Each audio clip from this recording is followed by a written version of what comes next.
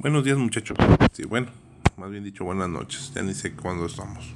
Pues estoy de madrugada, entonces yo creo que son buenos días.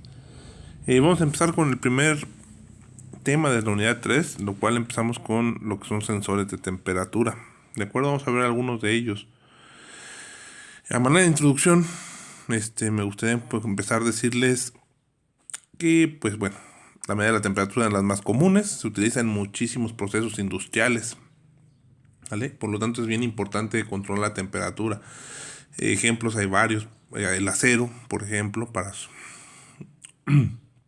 para fundirlo se requiere cierta temperatura, o para forjarlo de manera que la dureza sea la adecuada.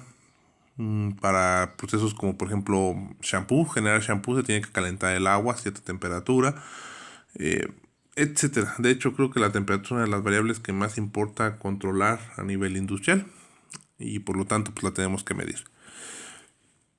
Otra parte importante de esto es que casi todos los fenómenos físicos están afectadas por ellas. Volumen, presión, un chorro de cosas no afectan a la temperatura. Y aprovechamos esos fenómenos para realizar o para crear sensores. Ahorita lo vamos a ver un poquito más adelante. Perdón, aquí hay un error ortográfico. Se utiliza. La temperatura se utiliza frecuentemente para inferir o para determinar el valor de otras variables de un proceso. Ok. Bueno, aquí es lo que les decía un poquito. Vamos a ver que hay fenómenos que se ven afectados por la temperatura y aprovechamos medir esos fenómenos para medir la temperatura de forma indirecta. Uno de ellos son las variaciones de volumen en los cuerpos. Más que nada son en los líquidos y en los gases para medir la temperatura, ¿de acuerdo? Casi sólidos yo no he visto ningún instrumento que se aproveche la dilatación de un cuerpo sólido como tal para medir la temperatura. Ah, no, sí es cierto, sí hay. Ahorita lo vamos a ver, pero bueno. Típicamente son líquidos o gases. Otro de los fenómenos que cambia con la temperatura es la resistencia de un conductor. Eso a lo mejor ya lo han analizado en alguna de sus materias, pero siempre que nosotros le aplicamos temperatura a algo, su resistencia cambia. Otra parte, la variación de resistencia en un semiconductor. ¿Sale? Este lo vamos a ver, se lo voy a dejar de tarea de hecho. ¿Vale? Este va a ser de tarea, este de aquí, porque los vamos a usar. Y los termopares porque también los vamos a usar. ¿Sale? Y vamos a dejar un poquito para otro video lo que son los parámetros de radiación. Es que si no el video sale muy pesado y cuesta trabajo subirlo. Bueno, vamos a empezar por el termómetro de vidrio, que es el clásico que ustedes han usado cuando van al médico o incluso en su casa han de tener alguno, ¿no? Un termómetro de vidrio básicamente es un depósito de algún líquido, ¿sale? Típicamente es un líquido que al calentar se dilata, se expande por un tubo capilar y pues básicamente la altura que sube ese líquido desde aquí hasta acá pues nos da una escala de temperatura, ¿vale? Entonces ese es el funcionamiento, es muy sencillo. Si yo aplico calor al bulbo, pues en ese momento este líquido que tenemos aquí va a empezar a expandirse, a dilatarse y por lo tanto va a empezar a subir por un tubo capilar, ¿vale? Los termómetros tienen ciertos márgenes. Por ejemplo, el de mercurio dice que trabaja a 35 grados hasta 280. Si tuviéramos mercurio con tubo capilar lleno de gas, trabajaría de menos 35 grados hasta 450 grados. Si lo llenamos con pentano, tenemos que trabajar de menos 200 grados Celsius a más 20 grados Celsius. Con alcohol de menos 110 grados Celsius hasta 50 grados Celsius. Y por último el tolueno, que la verdad yo no lo conozco, de menos 70 grados Celsius hasta 100 grados Celsius. Entonces, dependiendo de la aplicación que ustedes tengan, pues pueden llegar a usar uno de estos tipos de termómetros. Es el que decía de los sólidos, se me olvidó por un momento, pero bueno, termómetro bimetálico. Su palabra viene de dos metales, obviamente con características diferentes. Por lo tanto, los termómetros bimetálicos se fundamentan en el distinto coeficiente de dilatación de dos metales diferentes, tales como son latón, monel, que tampoco conozco, o acero, y una aleación de ferroníquel o ímbar, 35.5% de níquel, ¿no? Eso es el Invar. Laminados comúnmente. Ok, déjenme les explico cómo funciona esto. Yo tengo dos metales, metal 1 y metal 2, ¿de acuerdo?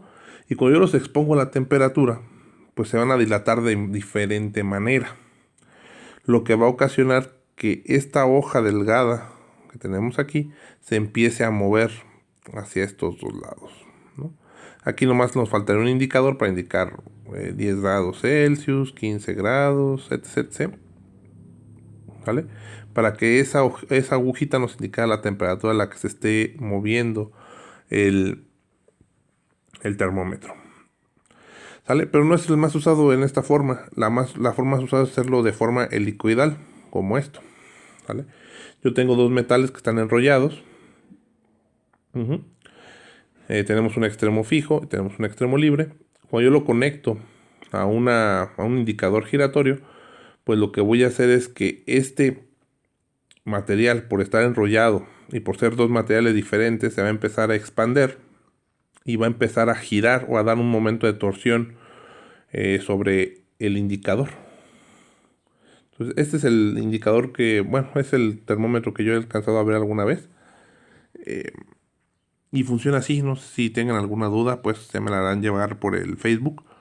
Pero relativamente sencillo su funcionamiento si entendemos que tenemos dos materiales con diferentes coeficientes de dilatación.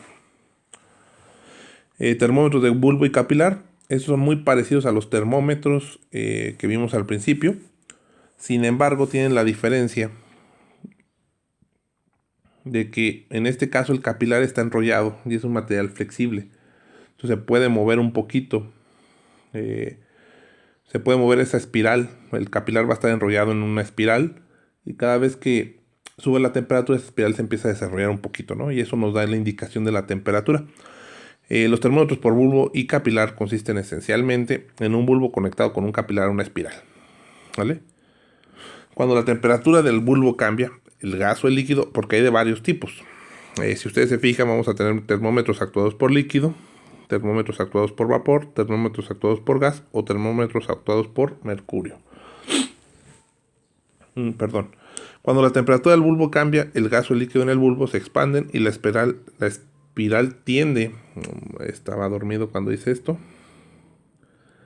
tiende a desenrollarse, moviendo la aguja sobre la escala para indicar la elevación de la temperatura. ¿Vale? Como ya les había comentado, hay cuatro tipos de bulbo, y de hecho dentro de estos hay una subclase que se llama A, B, C y D. Perdón, ahí está. Por ejemplo, esta imagen corresponde a los bulbos, a los termómetros, perdón, que funcionan con líquidos. Lo que hacemos es que tenemos un pequeño tubo capilar, aquí está, conectado a una espira. Entonces cada vez que aumenta la temperatura, ese tubo capilar manda mayor presión a la espira, haciendo que se expanda y se tienda a desenrollar. No crean que se va a desenrollar completamente, es un poquito de movimiento. En algunos momentos va a ocupar una compensación. Si se acuerdan, lo hicimos en la práctica, tratar de compensar la temperatura ambiente. Bueno, se llama de unión fría. En ese caso, se llama temperatura de unión fría. Sin embargo, más o menos el concepto es el mismo, ¿no? Yo trato de ajustar o de compensar esa temperatura porque no va a marcar un error. En estos tenemos la opción de hacerlo con la compensación en la caja o con otra espiral que compense esa diferencia de temperaturas. Los otros imágenes que tengo para este tipo de termómetros son los termómetros en líquido. No, estos son en vapor, perdón, son con vapor. Entonces tenemos un líquido en este momento o un vapor ya, directamente vapor, alguna sustancia que se vaporiza a temperaturas muy bajas o a muy altas, dependerá de la aplicación del termómetro. Y este vapor, conforme incrementa la temperatura, se va expandiendo. Por lo tanto, este volumen trata de subir, aumentando la presión. Y al final, con un muelle, podemos cambiar la escala de medida. ¿Sale? A través de un muelle. Este es el muelle. Entonces, así funcionan todos estos. Obviamente son diferentes aplicaciones, ¿no? Cada uno de estos no, yo sabría decirles exactamente de qué tipo de vapor estamos hablando. Bueno, vapor debe ser agua, ¿sale? Entonces todos estos funcionan con vapor, se supone, ¿de acuerdo? Sin embargo, también tenemos algunos termómetros de este mismo tipo, pero que funcionan con algún gas. Ujú. Entonces, pues más o menos funciona así la mayoría de los termómetros, dilatando a este líquido que mueve algún tipo de sistema, ¿no? Tenemos otros tipos de termómetros, ya estos son un poquito más avanzados, ¿no?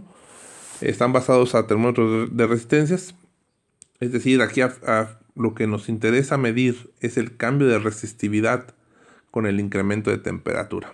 Sabiendo eso, pues podemos saber, inferir cuál es la temperatura a la que está siendo aplicado el dispositivo. Entonces vamos a leer un poquito. La medida de la temperatura utilizando sondas de resistencia depende de la variación de la resistencia en función de la temperatura, que es propia del elemento de detección. Es decir, cada elemento tiene diferente coeficiente de temperatura. No, creo que es de resistencia, de resistividad, ¿sale? No es de temperatura. Ya no me ocupo ahí. El elemento consiste usualmente en un enrollamiento de hilo muy fino del conductor, adecuado en forma de bobinado, entre capas de material aislante protegido con un revestimiento de vidrio cerámica. Pues básicamente es algo así, ¿no? Yo tengo aquí un alambre muy delgado bobinado. Después lo cubro con una cerámica o con vidrio. La mayoría de los sistemas de este tipo funcionan con cerámica. Entonces, el material que forma el conductor se caracteriza por un llamado coeficiente de temperatura de resistencia. Bueno, aquí está el nombre, ¿no? Para que no me lo invente. ¿Vale?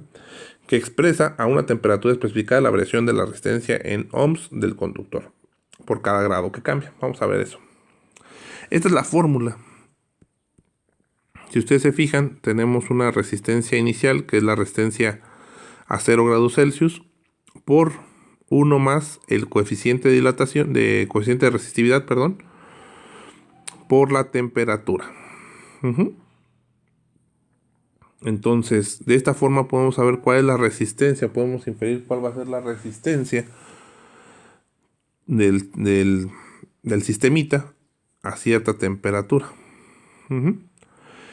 Pero bueno, el grave problema de esto es que aquí pareciera que es un poquito lineal, pero no es cierto. Realmente el comportamiento de estos sistemas es de esta forma, que es exponencial, ¿vale?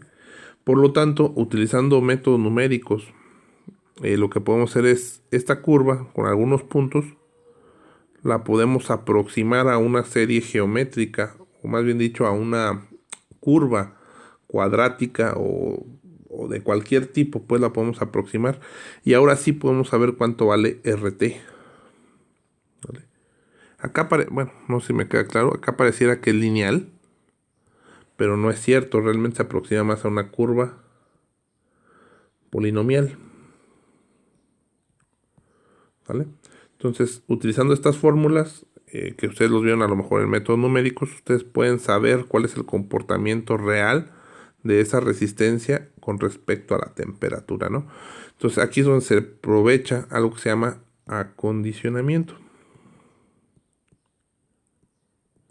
Yo tengo que hacer de alguna forma que cuando yo mida la resistencia en estos puntos, yo tengo que acondicionarlo para que se ejecute esta fórmula y yo pueda saber perfectamente cuál es la resistencia. Si fuera lineal, pues no habría problema, ¿no? Pero como no es lineal, sí tenemos que hacer alguna parte de acondicionamiento. Bueno, tenemos que tener ciertas características con estos elementos. No cualquier material puede ser usado para usar termómetros de resistencia. Típicamente los materiales que forman el conductor de la resistencia deben poseer estas características. Alto de coeficiente de temperatura de la resistencia. Alta resistividad, ya que cuanto mayor sea la resistencia a una temperatura dada, tanto mayor será la variación por grado. ¿Vale? Esto es algo que se busca de manera muy importante, ¿no? Relación lineal resistencia-temperatura. Ojalá la tuviéramos todo el tiempo, pero no se tiene siempre. se tiene para ciertos rangos. Rigidez y ductilidad. Bueno, por lo tanto se puede fabricar los procesos de enrollamiento, ¿no? Si no fuera dúctil el material, pues se rompería. Y pues bueno, estabilidad de las características durante la vida útil del material. ¿A qué me refiero con esto que les comentaba? Típicamente se utilizan 3 tipos de materiales: níquel, cobre y platino. Si ustedes se fijan, el platino tiene una curva casi en forma de línea recta, por lo tanto su acondicionamiento es un poquito más sencillo. ¿Cuál es el problema del platino? Pues sí, el costo. El níquel es muy barato, sin embargo no tiene un comportamiento muy lineal, pero si ustedes se fijan, podemos asegurar o decir que el comportamiento es casi lineal por zonas. Por ejemplo, de aquí a aquí, de 200 a 400 grados, podríamos decir que esta es una región casi lineal. Por lo tanto, podríamos hacer un termómetro específicamente para esas temperaturas con níquel. El cobre, aquí no sé, aquí se ve como si fuera una línea recta, pero realmente sí está cambiando un poquito. Pero lo mismo, podríamos decir que el cobre es casi lineal, por ejemplo, de 400 a 800 metros, a 800 grados Celsius. Por lo tanto, si yo quisiera hacer un termómetro para estas temperaturas, pues quizás escogería cobre, quizás escogería níquel, o si yo quiero un rango muy amplio de temperaturas, pues realmente escogería platino. Todo dependerá de su aplicación. Como estamos trabajando con resistencia, aquí una notita. Típicamente este tipo de termómetros se conectan a través de un puente de Wheatstone, ¿vale? Si ustedes se acuerdan, fue lo que platicamos en los termopares. El sistema que nosotros tenemos ya tiene el acondicionamiento necesario para trabajar con el puente de Wheatstone. Ya por eso nomás le conectamos el termopar y directamente mide la temperatura, ¿vale? Entonces el puente de Wheatstone es una forma muy importante para yo poder medir resistencia. No importa cómo se ve afectada la resistencia, ¿no? Por temperatura o por lo que sea, ¿no? Pero casi siempre yo manejo el puente de Wheatstone para que se pueda medir bien esa resistencia. Bueno, continuemos. Estos son termistores, estos son basados en semiconductores. De estos vamos a hacer una práctica nosotros. En este caso se aprovecha algo que se llama coeficiente negativo de temperatura o coeficiente positivo de temperatura, ¿vale? Es decir, la resistencia, cómo va a cambiar respecto a la temperatura, si va a aumentar o va a decrecer, ¿de acuerdo? Estos termistores yo los he utilizado mucho para sistemas de protección, ¿vale? ¿Qué es lo que hacemos típicamente? Voy a dibujar aquí un poquito, ¿no? Yo conecto ese termistor, ¿vale?, a la fuente de voltaje de su casa y conecto acá el sistema que quiero alimentar, ¿no? Lo que sea. Conforme la corriente se aumenta aquí, esta resistencia va cambiando su valor. Entonces, por ejemplo, cuando arrancamos tiene una resistencia muy alta, ¿vale? No sé, voy a poner una locura, mega ohm, lo cual limita que la corriente que circula a través de aquí le llegue de golpe a este circuito que tenemos acá. Conforme la temperatura va aumentando, y obviamente va a aumentar porque va a empezar a conducir corriente, y la corriente a través de una resistencia genera temperatura, pues este valor va a empezar a disminuir. Tan es así que llega a disminuir a valores pequeñitos, como por ejemplo un ohm, dejando que ahora sí toda la corriente del circuito, toda la corriente de la fuente, llegue al circuito. Entonces esto nos sirve para protección en los arranques. Es la aplicación que yo le he dado a este tipo de componentes que son los termistores, ¿sale? Y bueno, ya volviendo al tema, esto es para que vean que sí tienen una aplicación. Los termistores son de los que yo he usado más. Los termistores son semiconductores electrónicos con un coeficiente de temperatura de resistencia negativo de valor elevado, por lo que presentan unas variaciones rápidas y extremadamente grandes para los cambios relativamente pequeños en la temperatura. Los termistores se fabrican con óxidos de níquel, manganeso, hierro, cobalto, cobre, magnesio, titanio y otros metales. Bueno, hay un chorro, ¿no? Los termistores también se denominan NTCs o PTCs, dependiendo de si son negativos o si son positivos, ¿sale? Entonces, si ustedes se fijan, la relación es muy parecida a la anterior, solamente que obviamente ya nos metemos con cuestiones un poquito más matemáticas, pero si se fijan, está relacionado por una exponencial, por lo tanto el crecimiento de esta va a ser también una curva exponencial, ¿sale? Estas las variables están aquí. Por ejemplo, RT es la resistencia a la temperatura de salida. R0 es la resistencia de ohms a la temperatura de referencia. Y beta es una constante dentro del intervalo moderado. De nuevo, los termistores al trabajar con la resistencia se van a tener que conectar a través de un puente de Wheatstone. ¿Vale?